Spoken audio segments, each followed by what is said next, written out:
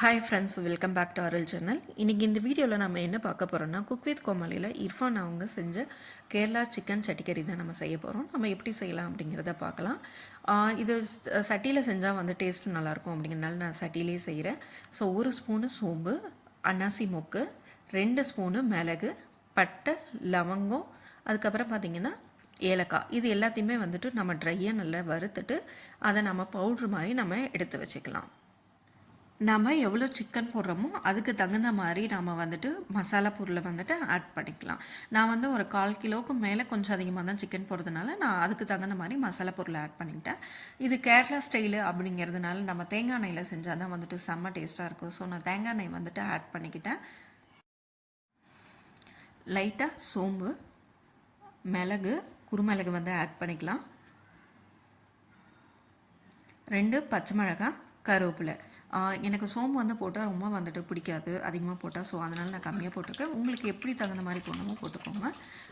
ஒரு பெரிய வெங்காயம் எடுத்துக்கிட்டு அதை நல்லா ஸ்லைஸாக கட் பண்ணிவிட்டு நல்லா வதக்கிக்கலாம். இப்போ நல்லா வெங்காயம் வந்து வதங்கினதுக்கப்புறம் நம்ம வந்து இஞ்சி பூண்டு வந்துட்டு ஆட் பண்ணிக்கலாம். இஞ்சி பூண்டு ஆட் பண்ணி அந்த பச்சை வாசனைலாம் போனதுக்கப்புறம் தேவையான அளவுக்கு உப்பு போட்டுக்கலாம்.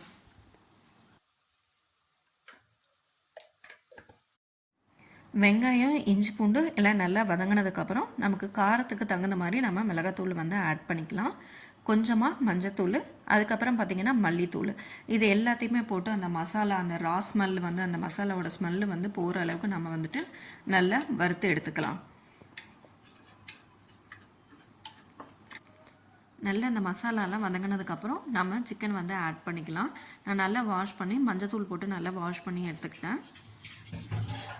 இது போட்டதுக்கப்புறம் ஒரு 2-3 நிமிஷம் அப்படியே சும்மா வதக்கி நம்ம அந்த எண்ணெயிலே வந்துட்டு வதக்கி விட்டுறலாம். வதங்கினதுக்கப்புறம் நம்ம பொடி பண்ணி வச்சுருக்கோம் பார்த்திங்களா மசாலா, அதை வந்துட்டு ஆட் பண்ணி அது ஒரு 2-3 நிமிஷம் பண்ணி நம்ம கொஞ்சமாக வந்துட்டு தண்ணியை ஆட் பண்ணிவிட்டு நம்ம கொஞ்சம் மூடி போட்டு வச்சிடலாம். சிக்கன் வந்துட்டு ஒரு 7-10 மினிட்ஸ்க்குள்ளே நல்லாவே வெந்துடும். நல்லா தண்ணியெலாம் சுண்டி போய் நல்லா வந்துட்டு அப்படியே மசாலாவோட சிக்கன் வந்து செம்மையாக இருக்குது, பார்க்கும்போது எம்மையாக இருக்குது. கூடவே வந்து கொத்தமல்லி தலையை கொஞ்சம் தூவி விட்டு கொஞ்சம் ஓரமாக வச்சிடலாம். ஸோ அதுக்கப்புறம் ஃபைனல் டச் என்னங்கிறது அப்படின்னு பார்த்துடலாம். ஒரு பேனில் எண்ணெய் வச்சுக்கோங்க. அதில் வந்து கொஞ்சம் வரமிளகாய், கருவேப்பிலை, சின்ன வெங்காயம் நல்லா பொடுசாக கட் பண்ணது ஒரு 10 எடுத்துக்கோங்க. அந்த வெங்காயம் எல்லாத்தையும் போட்டுட்டு நல்லா வதக்கி எடுத்துக்கலாம்.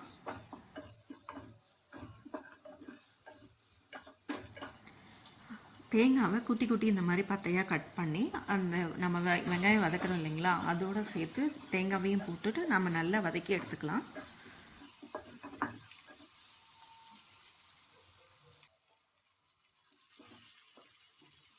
இந்த வெங்காயம், இந்த தேங்காய், இதெல்லாம் இந்த ஐட்டம்ஸ்லாம் நல்லா வதங்கினதுக்கப்புறம் நம்ம சட்டியில் தனியாக செஞ்சு வச்சோம் பார்த்திங்களா சிக்கனை, அதை தூக்கி இதில் போட்டு நல்லா கிளறி வச்சு மூடி வச்சுட்டு ஒரு 5 நிமிஷத்துக்கு அப்புறம் அந்த சூட்லேயே இருக்க விட்டுறலாம். செம்ம டேஸ்ட்டாக இருந்துச்சு, சாதத்துக்கு செம்மையாக இருந்துச்சு.